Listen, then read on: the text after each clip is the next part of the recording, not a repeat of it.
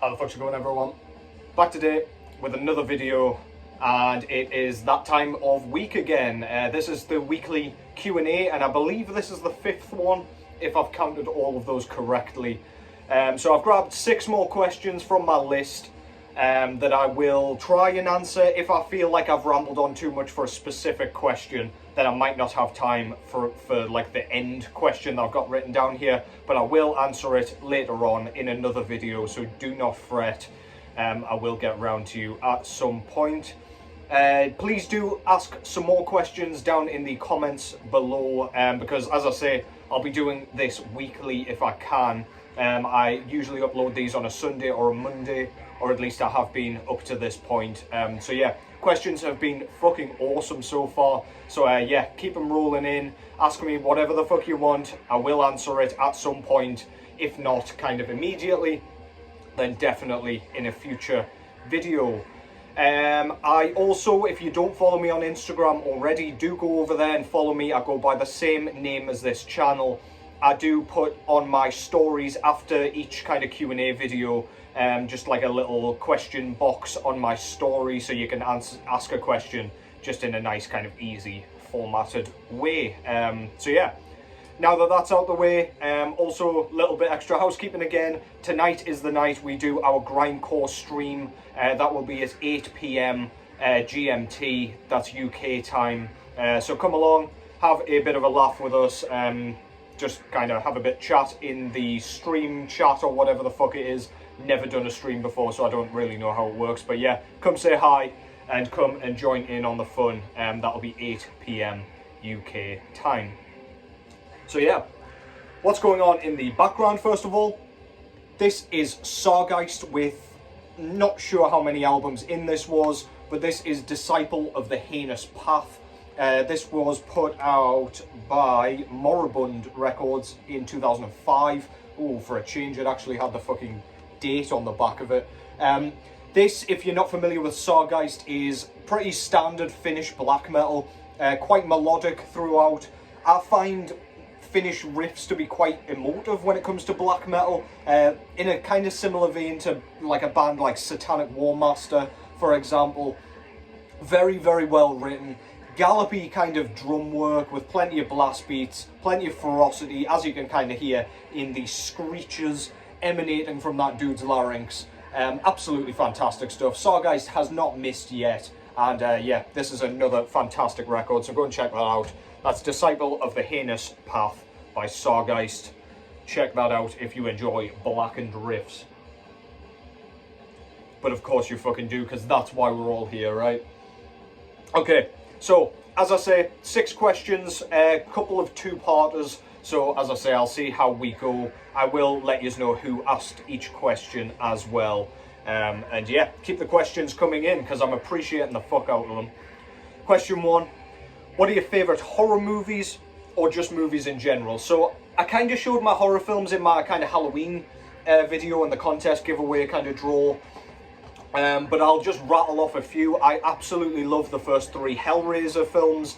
Absolutely fantastic stuff. I think they're kind of underrated because there's not much of the kind of lead character in there. Pinhead doesn't turn up very much in neither the first nor the second film. A little bit more in the third film. He becomes a bit more of a central focus, I assume, once they realised how popular a character he could really be. Absolutely love The Exorcist. Of course, one of the scariest fucking films I've ever seen to date. Just absolutely terrifying, holds up so well. American Psycho, love that film, one of my favourite films of all time, kind of a psychological comedy horror sort of thing, of course based on the book. And yeah, absolutely love that one as well. But yeah, I'm just a horror fan. I like the Terrifier movies, I like Nightmare on Elm Street, absolutely love the first one. The rest I'm not so bothered about. And then I've pulled out a few films on DVD that I've got here that aren't horror films at all, but some of my favourites. Representing on the t-shirt, I've got Mars Attacks here. This is a Tim Burton film from, I think, 1996 this came out, yeah. God, it's not very often I get dates right, is it? Jesus Christ.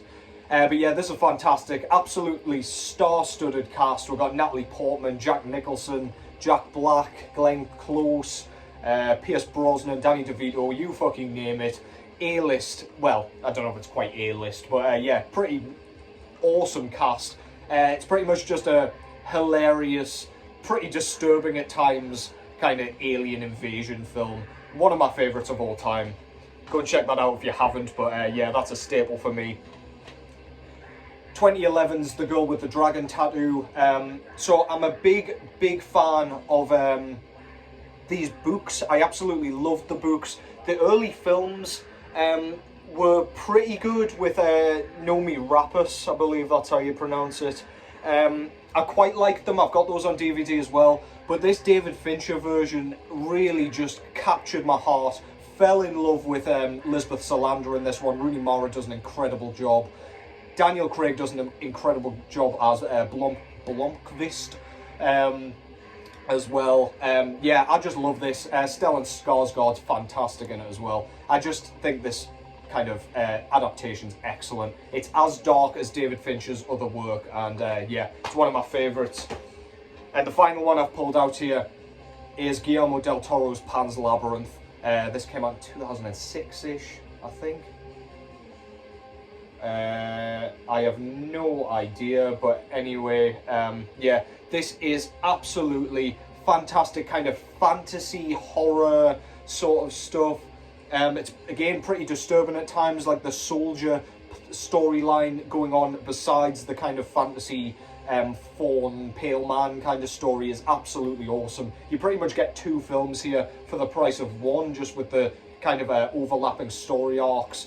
Yeah, absolutely glorious. Just love the visuals, the characters, of course. The Pale Man's one of the most iconic villains ever, in my opinion. Yeah, absolutely killer shit. Can't remember the guy's name who plays Doug Jones. He plays Fawn and Pale Man, and yeah, he's absolutely iconic in both roles. So yeah, check those out if you haven't already. That was asked by Tommy Green, and thank you very much for the question. Next question is one that I really had to think about. It's a really fucking good question and a pretty thought-provoking one. Alex McLaren asked, if your house was on fire and you only had the chance to grab 3 records, what would you grab? Now, this was a real tough one because there are so many albums in my collection that I would make a beeline for without really thinking about it. So Death's Leprosy, immediately I would go for that one because it's my favourite album of all time. But I've pulled out 3 here that I will explain why I would kind of try and pick them up if my brain could function quickly enough while my fucking house is burning down. But yeah, my first pressing of Pestilence's Consvming Impvlse I would have to pick up, mainly because, I mean, it's one of my favourite death metal albums of all time for a start, but also this version would be pretty irreplaceable. I wouldn't really be able to kind of replenish this in my collection. I could get one of the nice represses, but yeah, I could probably build my collection partially around this if I was going to kind of reinvigorate it after such a terrible disaster, tapping into my darkest kind of, I don't know, nightmares there with that question. But yeah, Pestilence's Consvming Impvlse for sure.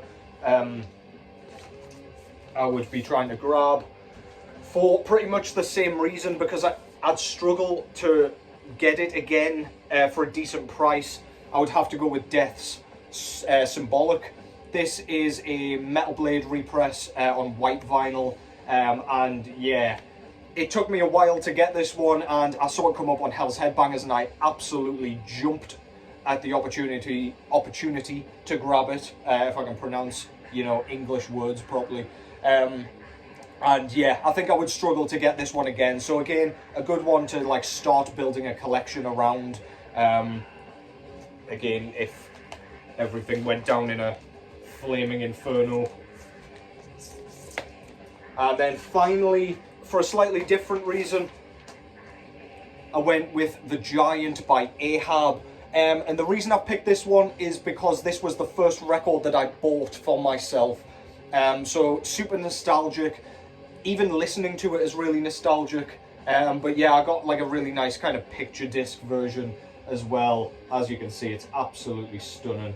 I remember when I got this, I didn't even have a record player at that point. I just really wanted the vinyl. I already bought the CD. But yeah, just when I first got this and I was looking through the aesthetics and everything, just the nostalgia that kind of goes with it is pretty much palpable for me still. So yeah, absolutely awesome stuff. Ahab the Giant. Thank you very much for the question, Alex. That's a fucking awesome question. Yeah. Question 3. How did you come up with your channel name? The pun was the first thing that drew me in. So that was asked by Happen Korpu. Hope I've pronounced that correctly. Sounds Finnish. So the channel name, well, I mean, of course I'm a huge fan of the album Altars of Madness, but yeah, I kind of wanted something a bit... This was for Instagram, in fact, because my Instagram was named that before my YouTube channel. I was just kind of trying to think of something that told people what my channel, what my page, sorry, was about at the time. I did used to just have like my name as the Instagram handle, but I thought, like, my page is entirely centered around my music and my passion for this specific type of music. So I just really wanted to come up with a pun because I love puns, absolutely love them. If you're close to me at all, you will know that I'm just super, like, I don't know, I'm always looking for puns in general conversation. I'm probably insufferable with it, to be honest. So yeah, I just kind of wrote down a list of a bunch of albums that I really liked and tried to fit my name into it, just to kind of make it a bit punchier and a bit recognisable. And Altars of Madness was my favourite of the lot. I did come up with a few other ones, which I won't tell you about because I might use them for something else. I couldn't actually remember if I'd answered this question in another video, so I do apologise if I haven't, forgot to kind of delete it. But yeah, that's pretty much the story of that. I just liked it the best. It was my favourite one that I came up with. But yeah, hope that answered your question. Thank you for the question. Question 4. This came from Gordon over at Metal Nodrog, or Nodrog, I never know how to pronounce that. Do enlighten me if you watch this. And this bastard asked me, is Newcastle going to win anything? Referring, of course, to Newcastle United, the football team that I support. It depends when you're asking me for, because imminently I do not think so. I think we're probably going to be floating around the kind of Europa League kind of spots for a few years until we build a bit more of a base. To be honest, I'm astounded we got into the Champions League like last year. That happened really, really suddenly, and I mean the team's just, I don't know, the chemistry is kind of materialized immediately, which is fucking awesome to see. But yeah, I don't think we'll be winning anything major, at least for a little while. I think probably going for a nice like Carabao Cup run might be the way forward at first, because our squad depth and stuff isn't amazing at present. But yeah, I feel like after a few years of being in Europe, we could probably have a bit more of a pull for a few kind of big name players, and we'll see what the fuck we can do. But yeah, to be honest, because we were fighting for relegation a few years ago, I'm happy with where we're at, and in fact I would have been absolutely praying for that a few years ago. So yeah, I'm realistic, I'm pretty level-headed with that shit, and yeah, not imminently, but we'll see. We pissed off a few Arsenal fans yesterday, that was pretty sweet as well. But yeah, we won't be winning anything aside from the odd game like that, I'd imagine, for a little while. But yeah, cheers for the question, Gordon. I assume you were trying to strike a nerve with that question. Question number 5. A sub-metal genre most constrained to its category, and which is the most diverse? So this is a really good question as well. One that I had to think about a bit. But a subgenre that I've always thought was a bit constrained and they couldn't really do much with it was, or is rather, war metal. Can't do an awful lot with that. Short of adding like more death metal elements or more black metal elements or more grindcore elements, you can't really do an awful lot with that. You just want the kind of most abrasive audio assault imaginable. That's pretty much the purpose of that subgenre. So war metal, not that I think it needs to step out of its comfort zone, but I feel like it is constrained to one basal sound, and that is just to kind of make your ears bleed and yeah, just make you want to jump out of a window kind of thing, as though you're on fire.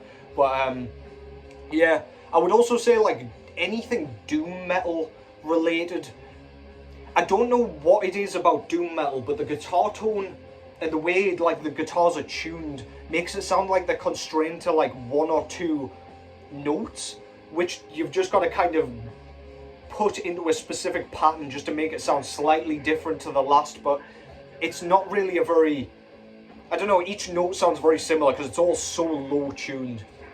So yeah, doom metal and kind of everything associated like death doom and stuff struggles a little bit with kind of tedium, I guess, and like sameness, repetition.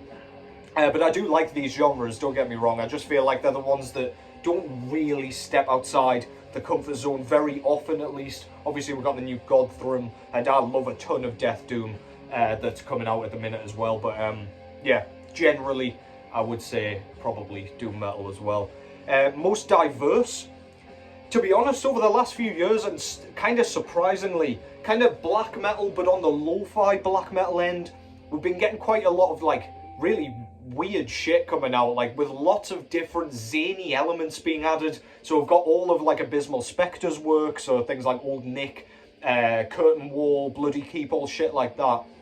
It's just so wacky and different and outside of the norm, and it just works as well somehow, even though they're kind of completely contradictory. We've got the misery of black metal and the kind of wacky synthy elements, but yeah, fits perfectly. Contrast and flavors just mix exquisitely there, in my opinion.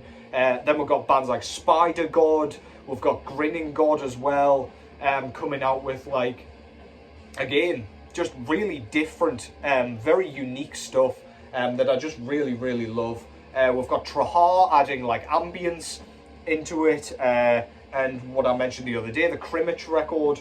Just lots of interesting stuff coming out in black metal, and I feel like it's a subgenre that's really kind of, I don't know, it's thriving in its kind of willingness to experiment at present, which I just really appreciate. So yeah, really good question. That was asked by Joe Shanahan. Again, probably butchered your name there, I do apologise. But yeah, thank you very much for that question. That was, again, a thought-provoking one. And finally, question 6. I'm doing alright for time here by the looks of it.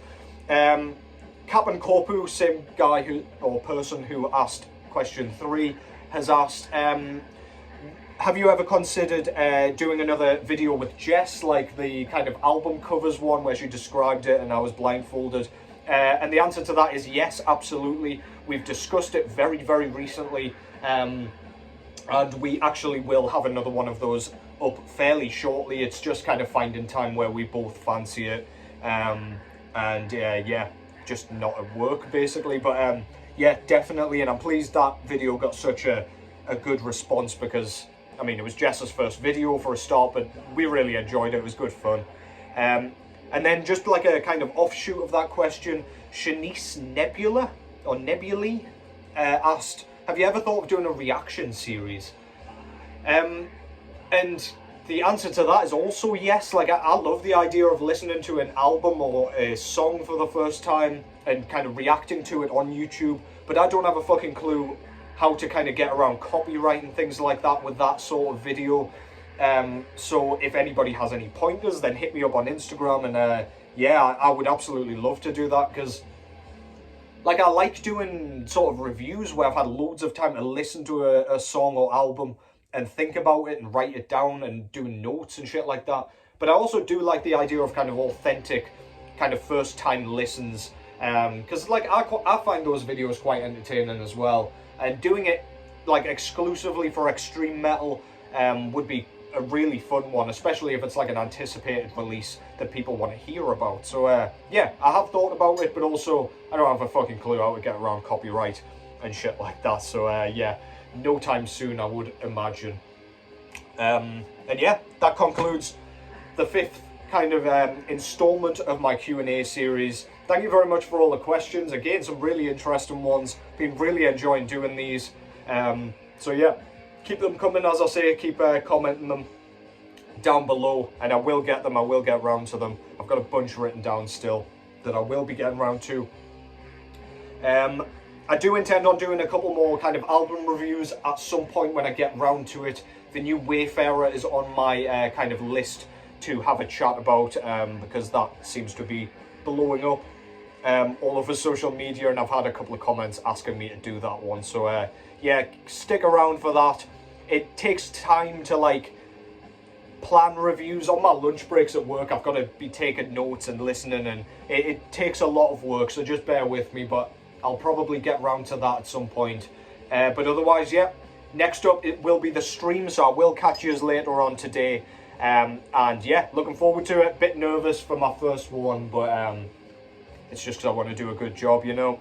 Come along, have a bit of fun, have a laugh, have a drink, and yeah, come say hi, chat some shit about grindcore, and yeah, thank you very much as always for watching and for the questions. Take care as always, and I will catch you in the next one.